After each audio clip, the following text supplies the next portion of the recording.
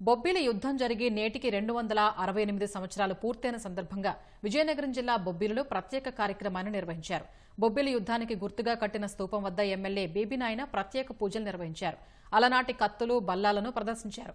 తాండ్ర పాపారాయుడు విగ్రహం వద్ద పూలమాల వేసి నివాళులర్పించారు. ఈ కార్యక్రమంలో బుడ అధ్యక్షుడు లక్ష్మీనాయుడు, రాజవంశీకులు పాల్గొన్నారు.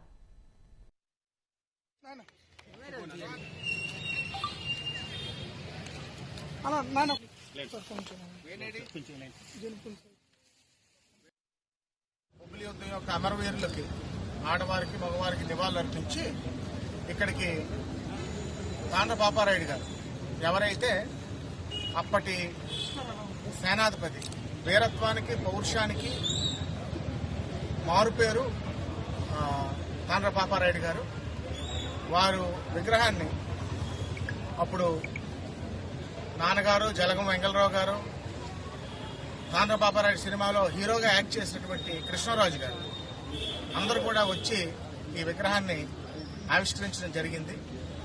దాన్ని రానున్న రోజుల్లో మరింత సుందరీకరణ చేసి బొబ్బిలికే ఒక ల్యాండ్ మార్క్ గా ఈ ప్రాంగణాన్ని తీర్చిదిద్దామని మీకు అందరికీ కూడా తెలియజేసుకుంటూ తాండ్ర పాపారాయుడు గారి యొక్క వీరత్వాన్ని, శౌర్యాన్ని ఈ రోజు వారికి నివాళులు అర్పించి మనం నెమరు వేసుకున్నామని మీకు తెలియజేసుకుంటాం.